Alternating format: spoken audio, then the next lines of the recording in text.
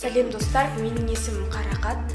Таскешу ауылының номер 50 Нұрғиса Тілендиев мектебінің 10-шы сынып оқушысымын. Қазіргі таңда Сайын балалар кино студиясына қатысып жатырмын. Бұған келу себебім бір күні отбасымызбен отқанда сіңілілерім келіп айтып жатыр. Осындай Сайын кино студиясы бар, қатысасыз ба деп. Бірінші анамнан рұқсат алды, содан кейін маған айтты. Мен басында ешқандай қызығушылық болмағаннан кейін жоқ, қатыспаймын деп айттым. Олар бір күні қатысып келді. Одан кейін кезде өзінің болған қызықтарын айтып беріп жатты. Сол кезде өзім қызығып кеттім. Сөйтіп ағайға звондап, қатысып көріп ағайлармен таныстым. Маған өте қатты ұнады, қазіргі таңда қатысып жатырмын. Бізде әр апта сайын видео сабақтар өтіліп жатыр.